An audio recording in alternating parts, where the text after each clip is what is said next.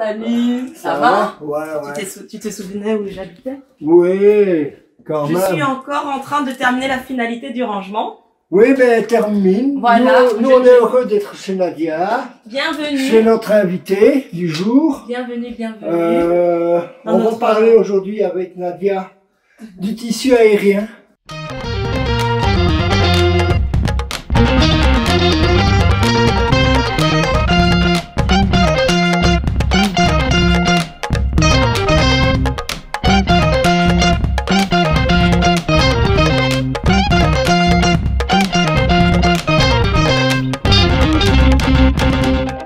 Bate la famille, salut à tous. Eh ben voilà, on est dans Sous le Baobab pour une nouvelle émission, une émission coproduite avec le WAP et Radium Beauté. Et aujourd'hui, nous sommes chez une artiste qui a une discipline un peu particulière. Vous savez que sous le Baobab, on est un peu les gens, on va un peu partout, hein, dans toutes les disciplines artistiques. Et donc, aujourd'hui, on va parler de tissu aérien. Et on va parler avec une personne qui s'appelle Nadia. Donc, je vais vous présenter Nadia. Salut Nadia. Coucou, Mister Maïcha, ça va très bien et toi? Bien, bien, bien. Tu nous reçois, on est chez toi. Bienvenue. Dans ta maison, mon dans nid, ton univers. mon petit nid. Voilà. Je voudrais que tu nous dises d'abord qui est Nadia. Oh, vague, une très très vaste question là. Hein. Alors qui je suis? Je m'appelle Nadia. Je suis une femme, une bruxelloise, une burundaise de nationalité belge. Et je vis à Bruxelles depuis à peu près 10-15 ans, un truc du genre. 20 ans même en fait, oui.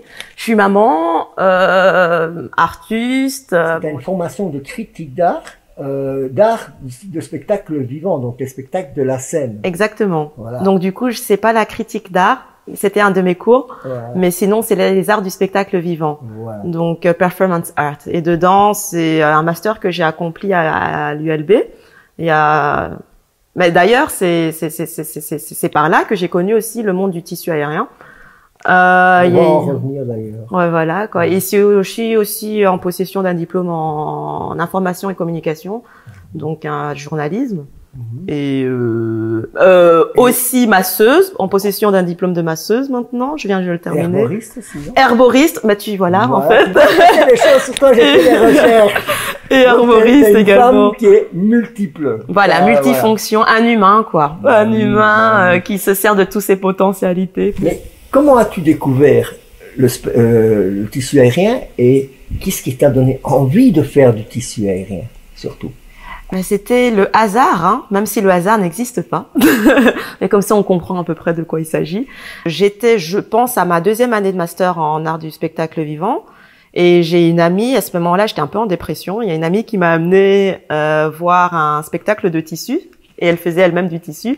Elle m'a dit, viens, ça va peut-être t'intéresser. Bon, voilà, je me suis traînée là-bas. Et dès que j'ai vu ça, ça a fait paf dans ma tête. Je voulais juste le faire. Je voulais juste le faire. Tu voyais des personnes, des humains qui montaient à 5 mètres de haut. On aurait dit des oiseaux. La liberté, quoi. C'était trop beau. Je me dis, mais j'ai envie de le faire. Il n'y avait pas vraiment de raison pour lesquelles. C'était juste une impulsion, une envie soudaine où je me suis dit, ça, je dois le faire. C'est pour moi. Et ça m'a permis beaucoup d'être dans le lâcher prise en fait. Hein. À cette époque-là, j'avais besoin de lâcher prise et puis voilà, le tissu aérien est arrivé. Et, Du coup, cette copine Oriane m'a donc orientée vers son spectacle. J'ai été et elle m'a donc introduit au tissu. Elle m'a montré la personne qui l'a formé, qui est Anouk Batugoski, sorry Anouk, hein, je suis désolée, toi aussi t'écorches mon nom. Donc du coup, c'est pas grave, c'était ma prof au départ, Anouk, et puis au fur et à mesure, en fil en aiguille, c'est avéré, bon voilà, qu'on avait un bon lien, de bons rapports, et donc du coup, voilà, petit à petit, et voilà, avec Oriane et Anouk, bon, ils étaient déjà en train de faire des spectacles elles-mêmes. elles-mêmes, elles étaient déjà occupées. Puis après, bon voilà, hein, une petite compagnie a été créée. Ok. Les bêtises. Les bêtises. Voilà. Attention, c'est un jeu de mots, les bêtises. Ouais. C'est pas les bêtises, oui, c'est Ah les ouais, bêtes non, non, qui non. se hissent et qui font des bêtises C'est en très hauteur. intellectualisé, hein, tout Ah ça, ouais, c'est c'est intellectuel. C'est venu d'où ce nom-là? Bah, c'est vraiment, en fait, il faut savoir que dans la compagnie, il y a rien qui est réfléchi au préalable. C'est des choses qui arrivent comme ça, et puis c'est après coup qu'on se rend compte. Mais ça fait sens tout ça en fait. Donc les bêtises, je pense que c'est Oriane même qui l'a sorti, qui l'a mis sur le plateau. Je pense, je suis pas certaine. Hein, même elle s'en souvient plus en fait. Et c'est moi qui lui ai dit que je pense que ça vient d'elle. Dedans, c'est une contraction entre les bêtes, le mot bête, le mot bêtise et le mot hisser. Ce sont des bêtes parce qu'on est souvent dans nos performances, on incarne souvent des animaux. Et moi, le serpent, surtout le serpent chez moi. Et c'est pas un peu basé sur la Bible, tout ça? Après, bien évidemment, il y a la mythologie qui est derrière, il y a la mémoire commune, hein, tout le monde, la mémoire collective se rappelle du serpent comme étant un animal négatif. Ah ben moi, j'aime bien que tout ce qui est négatif, on y repense un peu, mais pourquoi on l'a mis comme étant négatif? Alors qu'en soi, un serpent, c'est un serpent en fait. Du coup, c'est quelque chose de sacré en fait. Et moi, donc j'ai pris. Dans les bêtises, tu fais le serpent. Je fais le serpent. Après, c'est encore dans ces idées de déconstruction, mais c'est quelque chose encore, comme je te le dis, c'est après coup que j'ai remarqué. Ah mais en fin de compte, Nadia, le serpent, pourquoi tu t'es, Tout le monde pense à Adam et Ève. Oui, tout le monde pense à Adam et Ève. Avec la pomme. Exactement. Mais non, moi c'est tout simplement j'aime beaucoup en fait depuis que je suis petite, je suis émerveillée par la créature du serpent et je me suis dit bon, je vais le prendre pour l'incarner dans des personnages dans des performances artistiques, pourquoi pas. Mais il y a aussi l'abeille et l'écureuil. Ce sont mes trois animaux, mais on va dire ce sont mes animaux totems. Dernièrement, il y a quand même 2 ans, on a fait un spectacle dénommé Médusa. Tout le monde connaît Méduse, hein, de la mythologie grecque. Et avec les serpents sur la tête. Et du coup, moi, j'incarnais Médusa. Okay. Et là, c'était encore plus clair que le serpent. C'est un animal que j'apprécie énormément. Et ouais, donc... Et pourquoi tu as dit que tu en avais 3? Tu as aussi l'écureuil? L'écureuil et l'abeille. Ouais, l'écureuil, pourquoi l'écureuil? Bah, je suis quelqu'un qui collecte énormément. Et en plus, je sais le faire. Je peux parler avec les joues pleines, comme ça. Un hamster. Comme un hamster aussi, c'est vrai. Mais il y a l'écureuil, il y a aussi ce côté hyper-vigilance. Je suis quelqu'un de hyper-vigilante, assez stressée, parce qu'on le voit hein, souvent l'écureuil, et aussi qu'il emmagasine pour l'hiver. Donc toujours en train de collecter ce qu'il faut. Il se prépare en fait à un hiver rude. Un peu comme Game of Thrones, hein, Winter is coming. Et ton troisième totem? C'est l'abeille. L'abeille. Ouais. L'abeille? Ça, c'est vraiment mon premier totem en même temps, en fait. Okay. C'est l'abeille, premièrement. Alors, pourquoi l'abeille? Parce que je considère le monde et les humains comme des fleurs. Il y a des bonnes et des mauvaises graines, hein, dans tout.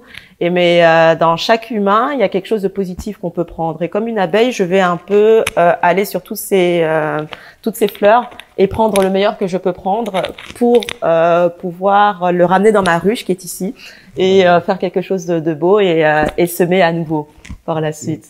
Donc je suis une petite abeille. Et il faut faire attention, je pique. Et même si je dois me sacrifier, je piquerai. Et tu piques méchamment alors? Non, je pique pour me défendre, jamais méchamment. Okay. Je suis pas méchante. Ça va. Maintenant, on va revenir un peu sur le tissu aérien. Oui.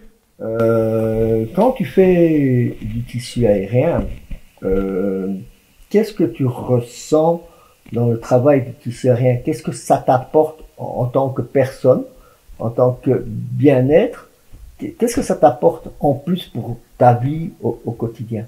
Eh bien, franchement, ça m'a apporté énormément. C'est une thérapie hein, pour moi, le tissu aérien.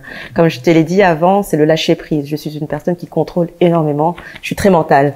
Et donc, du coup, tu as 5 mètres, 10 mètres de haut et tu dois te lâcher dans le vide. C'est plus le contrôle, c'est vraiment le lâcher prise, quoi. Et ça, je me suis rendu compte au départ quand je devais faire cet exercice-là, ça me prenait énormément de temps pour me lancer dans le vide parce que j'avais confiance. Je voyais tous les paramètres de danger. Et ça m'aide justement le tissu à me libérer un peu plus et à faire plus confiance à mon corps. Au lieu de toujours rester dans le mental, je suis plus en relation avec mon corps, très fière de mon corps parce que je me rends compte que j'arrive à faire des choses que je ne m'imaginais pas à une époque. Et aussi quelque part, ça t'amène aussi à respecter la sensualité naturelle qu'un corps a. C'était quelque chose que j'avais mis de côté pendant très longtemps. Je me battais contre la sensualité, même si dans notre t'avais quelque chose qui te repoussait. Ouais. T'avais peur d'être femme quelque part par la sensualité. Bah, j'avais peur de l'image qu'on pouvait mettre à la. Je confondais beaucoup sensualité et sexualité. Ok. Donc. Ça n'a rien à voir. Voilà. Ça accompagne, mais ça n'a rien à voir. Exactement. Et donc du coup, je me braquais énormément. Et maintenant, ça va. C'est comme une thérapie, quoi, sincèrement. Et puis, on peut faire des choses magnifiques. Et puis, c'est cette idée d'être dans le côté aérien. Où c'est limite t'es en lévitation, t'es un oiseau, quoi. Est-ce que en dehors du tissu aérien, tu fais d'autres sports pour justement te maintenir une forme, maintenir une certaine force musculaire pour pouvoir faire le tissu aérien? Bah, il faut savoir déjà qu'au préalable, c'était un de mes avantages. Je suis quelqu'un de très forte déjà. Donc ça a été facile le tissu assez rapidement. J'ai pu monter sans mes pieds, mais juste avec mes bras. Donc du coup, la force ne vient pas du tout du tissu ni d'autre chose. C'est de ma vie qui a fait ça. Et mais clairement, les conditions pour faire du tissu aérien, il n'y a pas vraiment de conditions. La première des conditions, c'est d'avoir le mental quand même. Hein. C'est de oser, tout simplement monter dessus. L'appréhension du vide, quoi. Exactement, de oser. Après, tu te connais. Tu as une échelle, hein. Tu vas pas directement à 10 mètres si tu ne... Déjà, tu n'y arriveras pas parce que tu sais pas le faire. Mais il faut se connaître, il faut y aller petit à petit. Donc du coup, à côté de ça, je viens de commencer il y a pas longtemps la pole dance, mais c'est pour le côté sensuel justement, pour un peu plus... Ça va t'aider aussi alors pour le tissu. Exactement, c'est pour ça que je fais la pole dance. Hein. Il est important de poursuivre d'avoir une activité physique à côté et de bien d'avoir une hygiène de vie pas irréprochable, hein, pas du tout. Mais quand tu fais du tissu, ne sois pas saoul, par exemple. Ne fais pas ça quand tu as bu. Bien, on parle de tissu aérien, on parle de tout ça. Et ça vient d'où, cette discipline? L'origine de cette discipline? C'est très compliqué, hein. Je pense que, comme tu as vu, le tissu aérien, tout ce qu'il faut, c'est de la hauteur et un tissu. Ouais. Donc, je pense que beaucoup de civilisations se l'est approprié. Mais on est d'accord pour dire que c'est peut-être que ça vient de Chine. Que la discipline en tant que telle artistique est apparue de manière artistique, parce que sinon ça pouvait se faire sous d'autres formes, j'en sais rien en soi. Mais on pense que ça vient de Chine durant les grands empereurs chinois des anciennes dynasties, hein, quand il y avait toute cette prestance, hein, l'empire chinois, les Ming, je pourrais pas te dire exactement qui, voilà.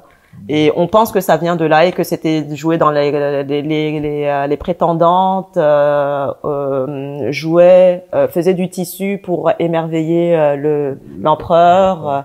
C'était c'était vraiment à ce moment-là où c'était de l'entertainment en tant que tel. Mais je pense après, dans la modernité, le cirque du soleil. C'est moi la première fois que j'ai vu du tissu aérien, c'est dans le cirque du soleil. Je connaissais pas du tout, j'ai trouvé ça extraordinaire, mais je savais pas ce que c'était, quoi. Donc voilà. Mais ça c'est moderne. Après, par le coup, c'est le cirque du soleil fait des prestations, mais de ouf. C'est une discipline il y a beaucoup plus de femmes qui le font, en tout cas ici en Europe. Mais quand on va en Amérique latine, tu vois qu'il y a beaucoup aussi d'hommes qui le font. Je pense que il n'y a pas ce côté où on est des bonhommes. Quoique, parce qu'on parle aussi des machos au Mexique, tout ça, ou je sais quoi. Mais j'ai remarqué que c'est une discipline qui est un peu plus commune aux deux genres en Amérique latine. Alors qu'ici en Europe, c'est vraiment très féminin. Dans notre compagnie, il n'y a pas d'hommes, mais on est ouvert, hein. Franchement, venez. S'il y a un monsieur qui voudrait... à part mon fils. intégrer la compagnie, c'est totalement possible. Mais il faut savoir que donc la compagnie, comment elle fonctionne, c'est que Anouk Batugoski, je vais dire Anouk, hein, parce que sinon ça va être horrible. Anouk est prof de tissu. Donc elle donne des cours de tissu et après, par la suite, si elle voit que le niveau est suffisamment bon, c'est par rapport, voilà, et puis le feeling aussi. C'est le feeling. Le truc, c'est que les bêtises, c'est nous trois qui l'avons créé. Mais c'est un truc qui est ouvert, hein. Ça signifie que tu peux rentrer comme tu peux sortir à un moment donné. Mais Anouk, elle est géniale pour ça. C'est les élèves qu'elle a dans son cours, elle les met très vite en performance. Moi, après 1 mois, voire 2 semaines, j'étais déjà sur la scène. Hein. Okay. Et c'est une façon aussi de nous approprier déjà la discipline, d'en faire quelque chose de sérieux et d'avoir cette fierté quand même de se dire on l'a fait quoi. Et sincèrement, je trouve que sa façon de faire son processus, même s'il est intimidant, parce qu'au départ on est là quoi, t'es sérieuse déjà, allez vas-y. Elle nous met directement. Moi, je me souviens après je savais pas encore très bien monter avec mes pieds, mais j'étais déjà tout en haut là, en performance. C'est ce que j'allais dire quand tu apprends le tissu aérien, les premiers mouvements qu'on t'apprend, on suppose que c'est des mouvements simples. On va pas. Ça dépend de la personne, sincèrement. Moi, je viens d'apprendre les mouvements simples maintenant. Ah, ok. Oui. Justement, est-ce qu'il y a des mouvements qu'on apprend d'abord en priorité? Ou c'est un petit peu selon la capacité directement de la personne? C'est selon la capacité. Mais sinon, le b.a.-ba, premièrement, ce qu'elle apprend aux gens, c'est à respirer. Parce qu'on a tendance, quand on est dans le mouvement, à être en apnée parce qu'on stresse et tout, on a envie d'intégrer. Il y a tellement de choses à intégrer, en fait, à savoir où placer ton pied, et quand tu es à l'envers, comprendre que le en haut et en bas est différent quand elle te le dit. Donc, il y a beaucoup de choses de coordination. Donc, respirer. La première chose, c'est vraiment respirer. La force, c'est quelque chose qui va venir au fur et à mesure et assez vite. Hein. Du moment que tu sois discipliné, ça vient assez vite. C'est vraiment la respiration et aussi l'habillement. Okay. Oui. Par exemple, là, il faut être habillé, quoi, parce que tu peux te brûler assez facilement. Si je te demanderais, juste pour illustrer un peu tout ce qu'on vient de se dire là, oui. Parce que ça m'a l'air très intéressant, mais on aimerait voir un petit peu. Ah, est-ce que tu pourrais nous montrer 2-3 mouvements? Juste pour qu'on ait une idée. Bah déjà pour monter comme on monte. Voilà, déjà ça. Quand vous faites du tissu, il faut enlever tous les bijoux. Ok. Tous les bijoux parce que tu peux t'étrangler en fait. Si tu as un collier et que ça prend et tout, tu peux t'étrangler. On va vite montrer comment on monte. Il y a le classique. Hein. Il faut savoir, soit tu utilises tes bras, ça je le montrerai après, en utilisant ses pieds, le classique. Hop.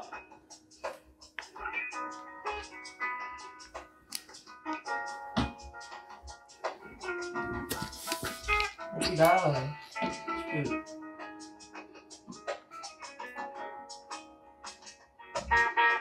Donc ça c'est une façon de monter.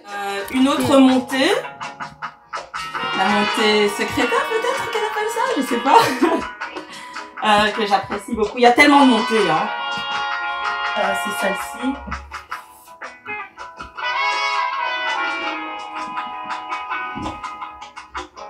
Après, vous voyez ici, il n'y a pas beaucoup de hauteur, donc je ne peux pas aller très haut.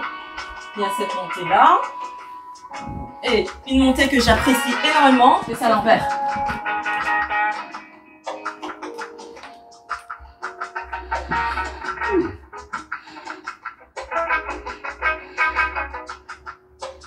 Voilà. C'est une des 3 montées. Qu'est-ce que je fais? Est-ce que tu es une femme de défi? Ah bah, challenge, c'est ma vie. Comme un aigle noir dans le bleu du ciel, l'acrobate danse, virevolte en tous sens. L'ange nous raconte une histoire sous son agrès de tissu, comme l'abeille butine le miel.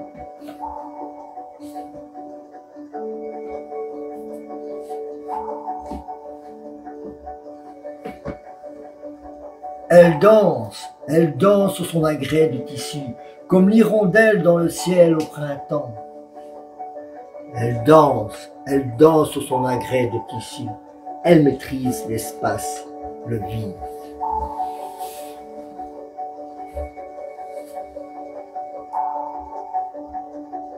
Comme la guerrière, Amina qui part au combat, dépasse sa peur au rythme de son cœur. Son corps se balance et chasse de son âme toutes ses peurs.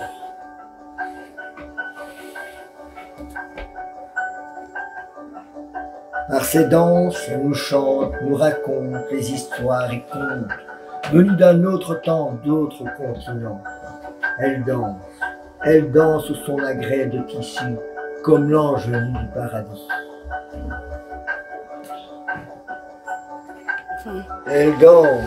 Elle danse sur son agrès de tissu, comme une fée, comme un elfe surgit de nos souvenirs d'enfants. Cette femme qui prend de la hauteur. On a vraiment Cette le temps. femme qui prend de la hauteur.